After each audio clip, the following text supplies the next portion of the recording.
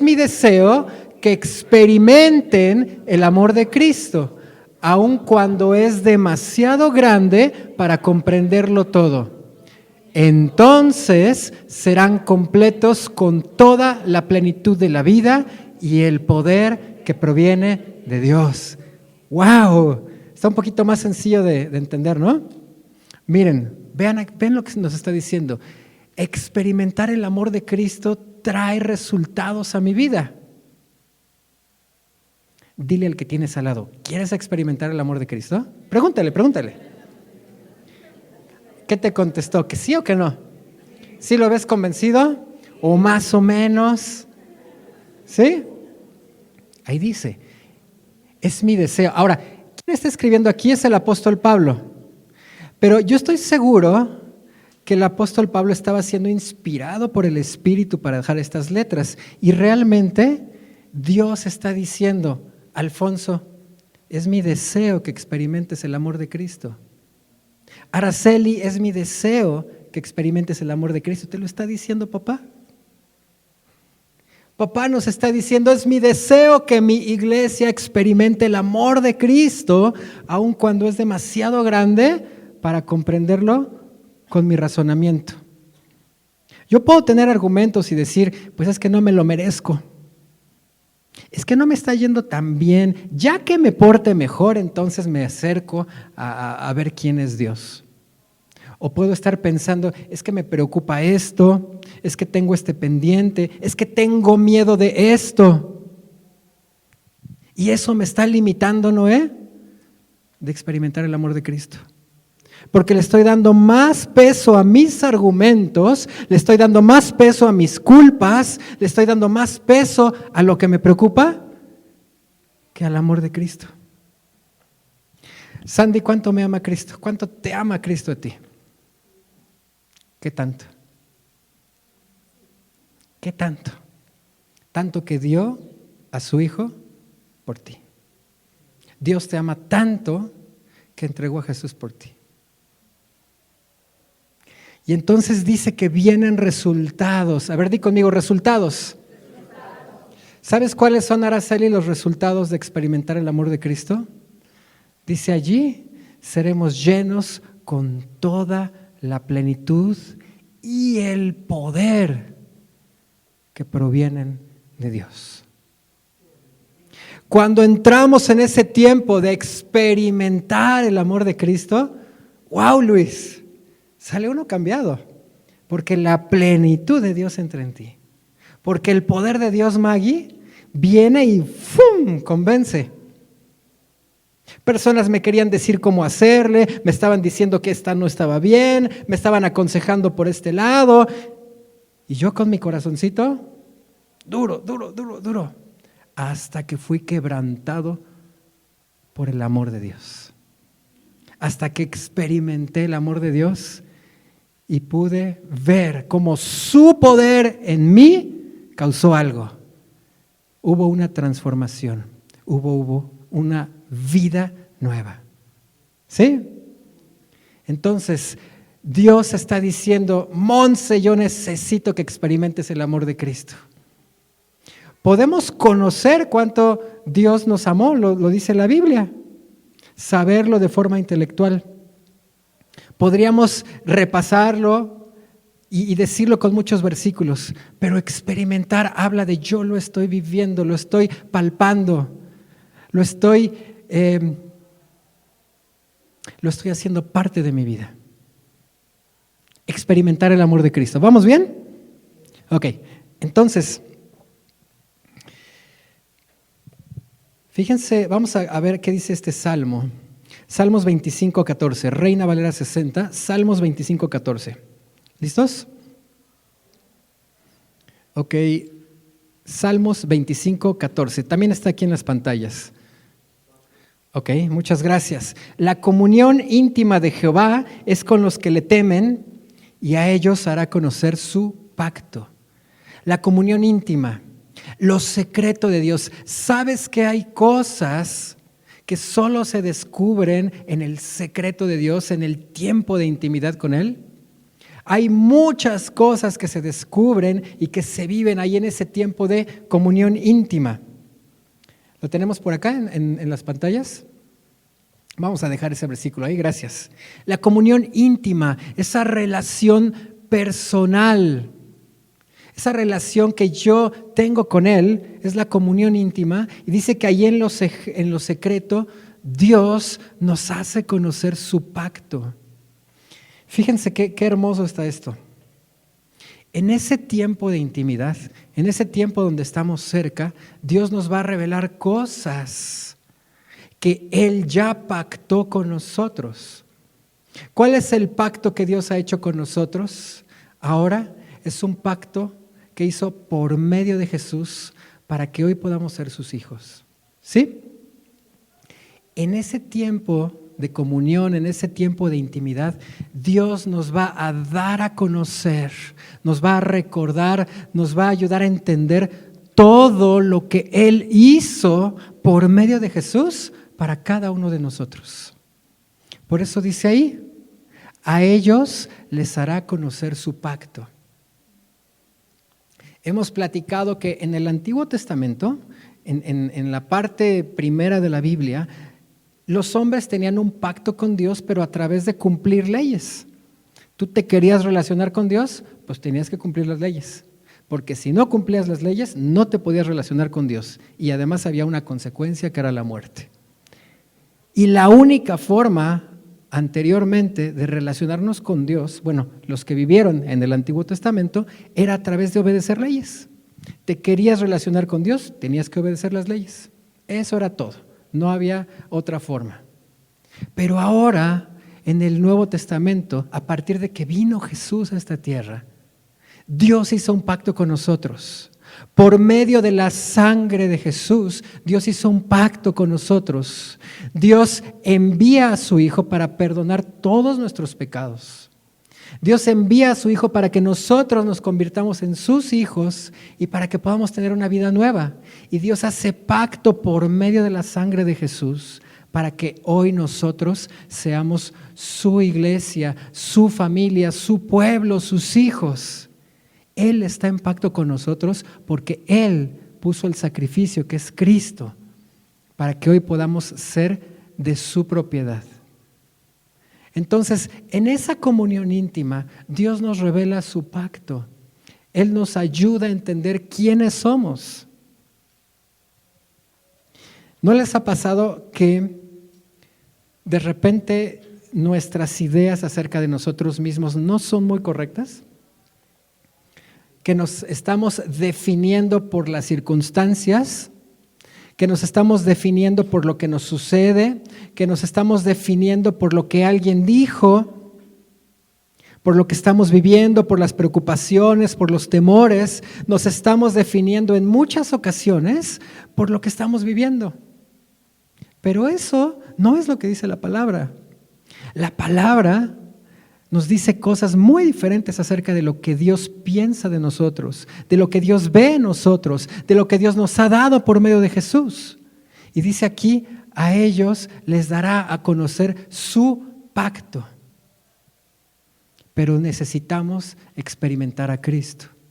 Porque si no hay un acercamiento con Cristo, entonces mi nivel se va a quedar en el conocimiento de información. Es diferente experimentar a conocer. Es muy diferente experimentar a alguien, experimentar algo, que conocer acerca de algo. Un ejemplo, ¿cuántos han experimentado la playa? Levanten su manita. A ver, ¿cuántos han experimentado la playa? Piensas en playa y piensas en ¿qué? En calor, ¿no? Solecito, arena. Piensas en playa y sientes tus pies así como están pisando la arenita, es bien rico, ¿sí o no? Piensas en playa y ¿qué más piensas? Piensas en mar, piensas en un tiempo de descanso, ¿no? Pero es algo que tú ya viviste, es experimentar. Ahora, ¿cuántos de ustedes han experimentado Rusia? ¿Ninguno? No, yo tampoco. Pero ¿cuántos conocemos acerca de Rusia? Sabemos, ¿no? Que se habla ruso, sabemos en qué parte del globo terráqueo la podemos ubicar, sabemos que es uno de los países más grandes de todo el mundo. Tenemos conocimiento acerca de Rusia, pero no hemos experimentado Rusia. Entonces, Dios nos llama a experimentar a Cristo. Dije, Dios nos llama a experimentar a Cristo. No a llenarnos de conocimiento acerca de Cristo. Porque yo sé que muchos de nosotros no sabemos versículos acerca de Cristo, pero nos llama a experimentarlo a Él, a tener un encuentro con Él. Dile al que tienes al lado, te está hablando el Señor. Te está hablando a experimentar a su Hijo. Dile, vamos. ¿Sí? Ok. ¿Saben qué sucede cuando yo experimento a Jesús? Yo experimento y recuerdo que Él dio su vida por mí.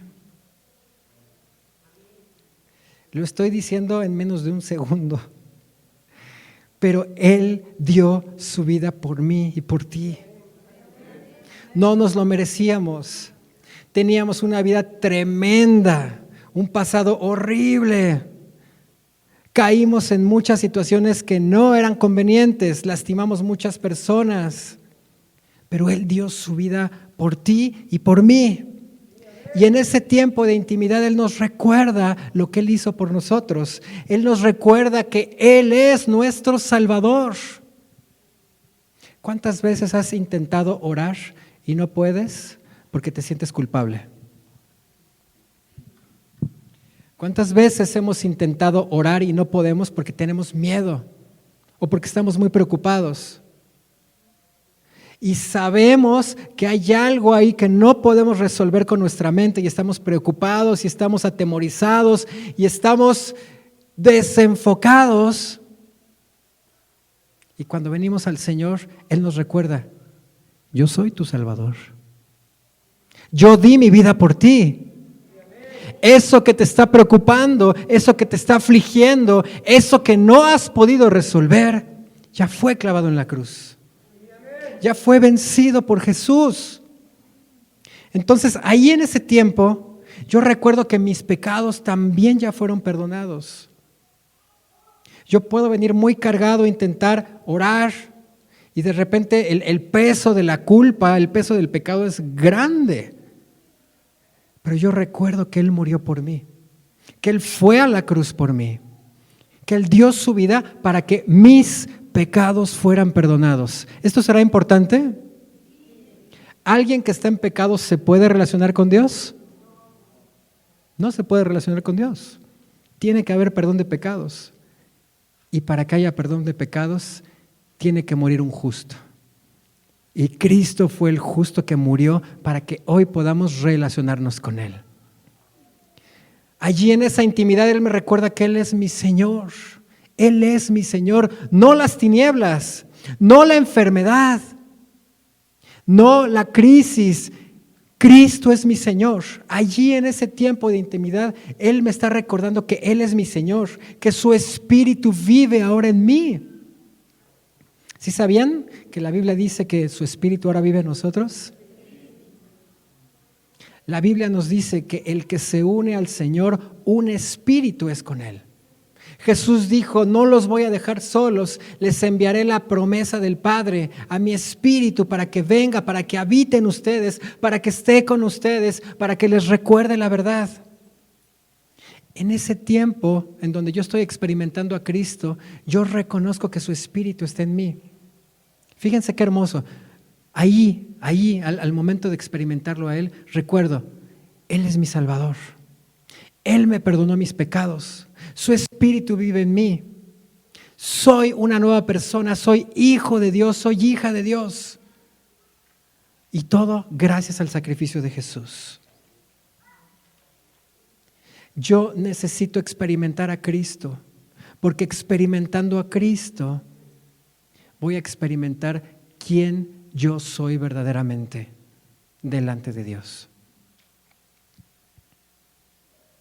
Miren, quiero que vayamos a este versículo en Hebreos 10:4, por favor, Juan Carlos. Hebreos 10:4. ¿Vamos bien? ¿Sí? ¿Seguros? Ok, vamos. Hebreos 10:4. Vamos a ver el 4 y el 5 en la Nueva Traducción Viviente. Miren lo que dice la palabra. Pues no es posible que la sangre de los toros y las cabras quite los pecados. Por eso, cuando Cristo vino al mundo, le dijo a Dios: no quisiste sacrificios de animales ni ofrendas por el pecado. Pero ¿qué dice ahí? Me has dado un cuerpo para ofrecer. El cuerpo de Jesús fue ofrecido para que hoy estemos aquí. El cuerpo de Jesucristo fue ofrecido en la peor muerte que ha habido en la historia para que hoy estemos aquí. El cuerpo de Cristo fue clavado en una cruz para que hoy podamos relacionarnos con nuestro Padre, con el que nos ama. ¿Tú ofrecerías el cuerpo de tu hijo o de tu hija por una persona? Sé que no. Yo no lo haría, pero Dios sí lo hizo. Dios puso el cuerpo, la persona de su hijo, lo puso en la cruz por ti y por mí. Y gracias a eso, hoy estamos aquí. Le damos un aplauso a Dios. Gracias al sacrificio de Jesús, hoy tú y yo estamos aquí.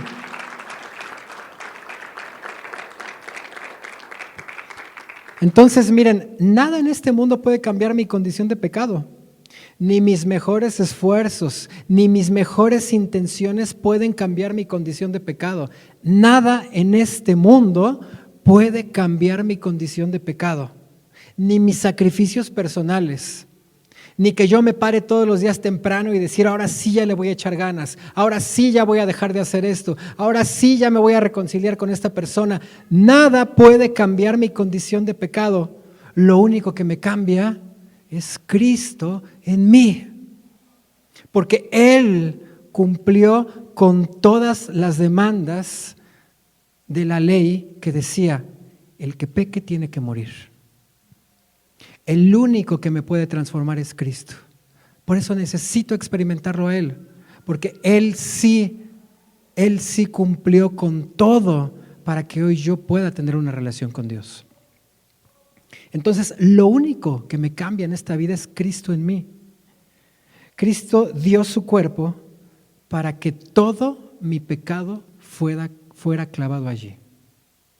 Vamos a ver una imagen. ¿Qué ves allí, Miguel? Tú ves sangre, ¿ok? Dolor.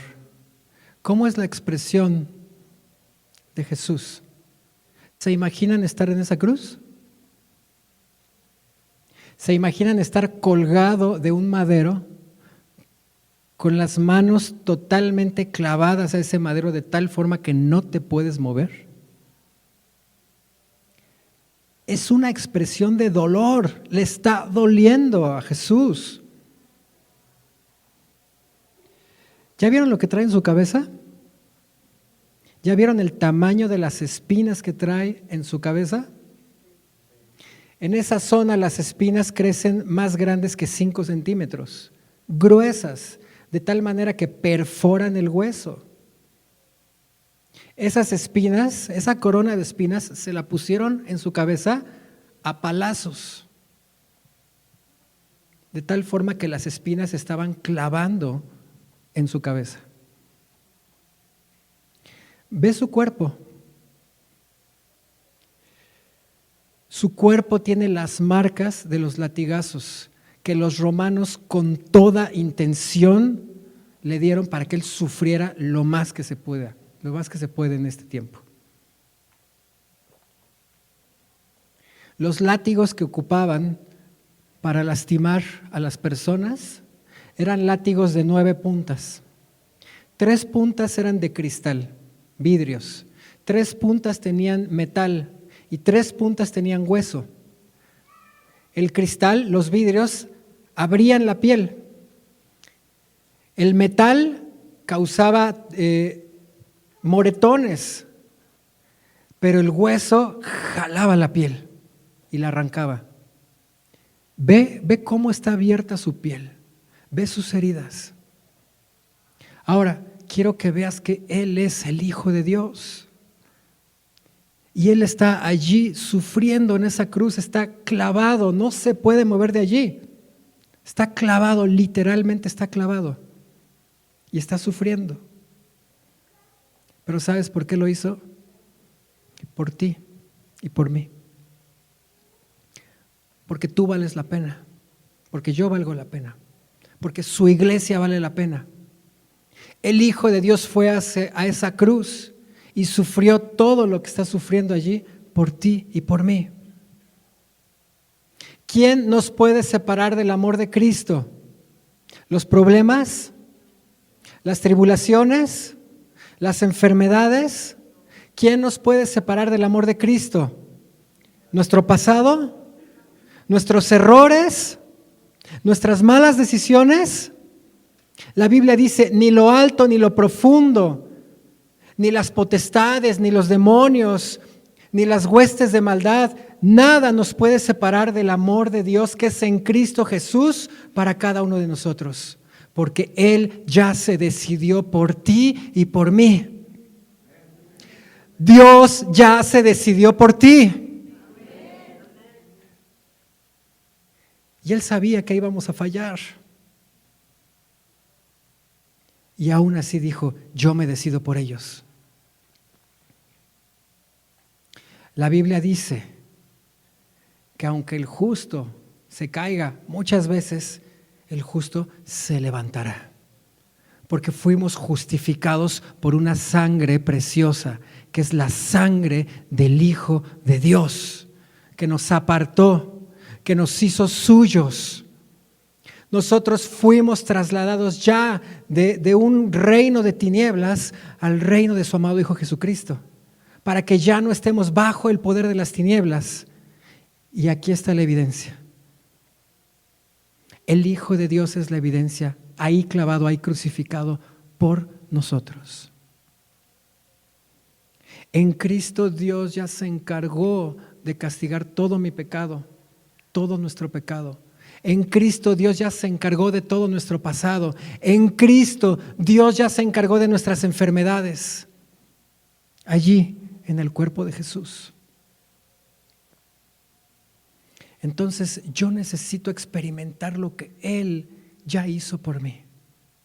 No es una historia que recordamos en Semana Santa. No es un relato que se quedó ahí grabado como un momento histórico. Es vida para nosotros. Cristo en nosotros es la diferencia. Vamos a ver este versículo en Hebreos 10:10, por favor. Vamos acá a nuestra Biblia, Hebreos 10:10 en la Nueva Traducción Viviente. Hebreos 10:10. Dice la Biblia, pues la voluntad de Dios fue que el sacrificio del cuerpo de Jesucristo nos hiciera santos una vez y para siempre. La voluntad de Dios fue que el sacrificio del cuerpo de Jesucristo nos hiciera santos y una vez para siempre. ¿Sabes a qué se refiere la palabra santo? ¿Alguien sabe qué es la palabra santo? Sí, Lucero. Apartado, muy bien. La palabra santo quiere decir apartado, es decir, cuando Dios nos santificó, Dios nos apartó para Él. ¿De qué somos apartados?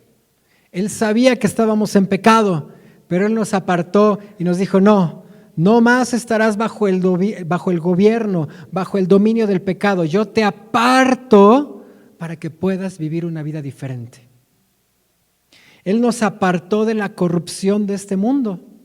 ¿En este mundo hay corrupción? En este mundo hay formas de pensar, de hablar, de actuar que son corruptas, que no van conforme a la voluntad de Dios. Pues Él nos apartó por medio de Jesús de esa corrupción. Es decir, nos saca de ese gobierno de la corrupción para que tengamos una nueva cultura en nosotros. Él nos aparta para ser sus hijos. Él nos aparta para tener vida a través de su Espíritu. Él nos aparta para tener un destino nuevo, porque nuestros pecados nos iban a llevar a la destrucción. Pero ahora Él nos ha apartado para tener una nueva vida y un nuevo destino por medio de su Hijo. ¿Sí, vamos bien? Entonces, di conmigo, necesito experimentar a Cristo. Pero es experimentar, no es llenarme de conocimiento, es vivirlo a Él. Es entregarme a Él, es rendirme a Él. Es conocer a un nivel de experimentar todo su amor para mí. ¿Me ayudas, Juan Carlos? Vamos a poner de nuevo de Efesios 3:19. Efesios 3:19 en la Nueva Traducción Viviente. ¿Sí? Vamos a verlo ahí una vez más. Efesios 3:19. Ok.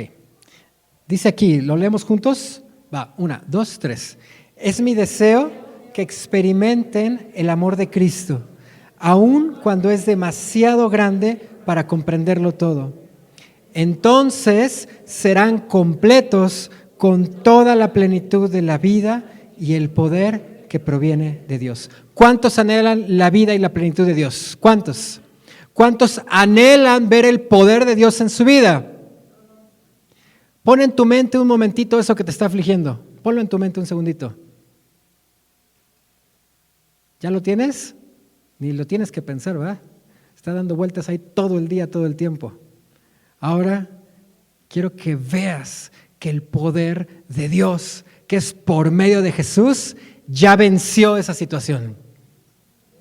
Quiero que veas que esa situación que te ha estado dando tantas vueltas en la cabecita, ya fue puesta en el cuerpo de Jesús.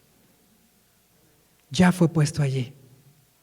Dios ya lo venció en Cristo. Dios ya venció esa situación en Cristo.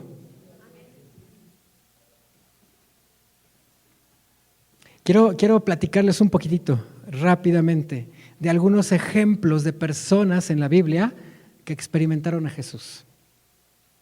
Ustedes saben que Jesús tuvo discípulos, ¿no? ¿Cuántos discípulos tuvo Jesús? Ok. ¿Ellos vivían con Él, sí o no? ¿Caminaban con Él? ¿Comían con Él? ¿Andaban de un lado para otro con Él, visitando pueblos, aldeas, ciudades? Ellos experimentaron a Jesús. Ellos fueron transformados a través de estar cerca de Él, a través de escucharlo hablar, a través de seguirlo y hacer lo que Él les pedía que hicieran. ¿Se imaginan cuando estaban los discípulos y vieron la multiplicación de los panes y los pescados? ¿Te imaginas, Maggie? Ver a 5,000 hombres con sus familias recibir alimento de forma sobrenatural, ¿te imaginas, Miguel? ¿Se imaginan que los discípulos estuvieron allí cuando Jesús le dio la vista a varios ciegos? Gente que no podía ver, Sandy. Y ahí estaban los discípulos y vieron cómo Jesús ponía lodo en los ojos de aquel hombre que no podía ver y luego le dijo, ve y lávate, y regresó y ya puedo ver. ¿Se imaginan a los discípulos experimentando el poder de Dios al estar cerca de Jesús? Una nueva cultura fue puesta en ellos a través de experimentarlo a Él, a través de su relación con Él. Una nueva cultura estaba siendo implantada en ellos porque estaban experimentando a Jesús. La Biblia no dice que Pedro y Juan eran gente muy docta en las Escrituras. Nunca nos dice que ellos iban todos los días a estudiar o que eran muy buenos para hablar. No, la Biblia nos dice que ellos andaban con Jesús, ¿sí o no? Entonces ellos reciben una nueva cultura y se convierten en transmisores de esa nueva cultura. Y la Biblia nos dice que ellos también dejaron a otros discípulos como ellos. ¿Qué otras personas experimentaron a Jesús? Los enfermos, los oprimidos, los que estaban endemoniados, La Biblia nos narra en muchas ocasiones de personas que estaban endemoniadas y que Jesús solamente se acercaba a ellos y los demonios gritaban: ¿qué quieres con nosotros, Hijo de Dios? Porque ellos sabían el poder que cargaba Cristo y eran liberados de esos demonios. ¿Te imaginas personas que sanaron, personas que fueron liberadas, personas que estaban oprimidas, que fueron puestas en libertad? Y todo por el poder de Jesús. Ellos experimentaron a un Dios vivo en el cuerpo de Jesús. ¿Quién más? ¿Conocen la historia de la mujer adúltera que fue sorprendida en el acto de adulterio y que se la llevaron a Jesús? ¿Recuerdan esa historia? ¿Se imaginan la mujer viendo a Jesús? ¿A cuántos de ustedes les gustaría ver a Jesús? Ver sus ojos así cerca. Esta mujer lo vio. Y dice la Biblia que fue sorprendida en el acto de adulterio. Y ya la iban a matar. Y se imaginan la mujer experimentando ahí el amor y la gracia de Jesús, que le dice: ¿dónde están los que te estaban condenando? ¿Dónde están, mujer, aquellos que te estaban condenando? No, Señor, ya se fueron. Bueno, pues yo tampoco te condeno. Vete en paz. ¿Te imaginas la transformación que recibió ella? Zaqueo, el cobrador de impuestos, ¿conocen la historia? Era un hombre tramposo, que cobraba de más y que estaba enriquecido, pero fuerte, ¿no? Y entonces Zaqueo estaba chaparrito, se sube a un árbol porque quería ver a Jesús pasar y le dice Jesús: Zaqueo, hoy voy a tu casa. ¿Qué pasó con Zaqueo? No que era tramposo, no que era ladrón, no que le importaba solamente su riqueza. ¿Qué pasó con él? ¿Por qué de repente fue con Jesús y le dijo: Jesús, voy a entregarle la mitad de mi riqueza, se la voy a dar a los pobres, y a los que haya yo defraudado se lo voy a regresar 4 veces multiplicado? ¿Qué le pasó a Zaqueo? Tuvo un encuentro con Jesús.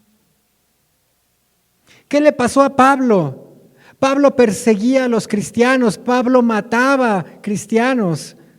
Pablo estuvo presente cuando apedrearon a Esteban, el gran evangelista. Pero él tuvo un encuentro con Jesús y lo dejó ciego. Y le dijo: dura cosa te es estarme persiguiendo y atacando, y ahora tú vas a ser alguien que anuncie mi reino, mi verdad. Pablo tuvo un encuentro con Jesús y fue cambiado, fue transformado. Y la gente decía: ¿no eres este Pablo el que antes mataba a cristianos? ¿Y qué le pasó? Ahora está predicando de Cristo. Ahora está extendiendo un mensaje de reino que viene por medio de Cristo. Pablo fue cambiado por su encuentro con Cristo. La samaritana que está ahí en el pozo, que está buscando agua, se encuentra a Jesús. ¿Y qué le dice Jesús? Si tú supieras quién es el que te pide agua, tú me pedirías a mí. Y dice la Biblia que la samaritana se fue asombrada, que fue a dar testimonio de quién era Jesús, el que le estaba hablando. Dice: Él me dijo todo lo que yo era, Él sabía mi pasado. ¿No será este el Hijo de Dios? Entonces, así como ellos fueron transformados al experimentar a Jesús, nosotros también somos transformados al venir al encuentro con Él. Nosotros somos transformados al venir al encuentro con Jesús. Pero le voy a decir algo. También en ese tiempo había personas que tenían argumentos. ¿Han oído hablar de los fariseos? Los fariseos eran personas que se jactaban de conocer mucho a Dios. Los fariseos eran personas que decían: yo conozco lo que Dios quiere que se haga, yo conozco la ley, yo sé lo que Dios ha puesto en su palabra. Y los fariseos tuvieron a Jesús también bien cerquita. La Biblia dice que los fariseos oían a Jesús, lo veían, estaban donde Él estaba, pero ellos no experimentaron a Jesús. ¿Y saben por qué? porque sus argumentos y su altivez era más grande y era lo que estaba gobernando en ellos y les impidió tener fe en el Hijo de Dios. Su corazón estaba duro, duro, duro como una piedra. Y teniendo al Hijo de Dios enfrente, no quisieron recibirlo.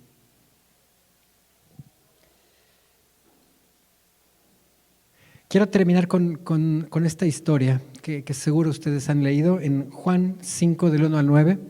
Y con esta historia vamos a concluir.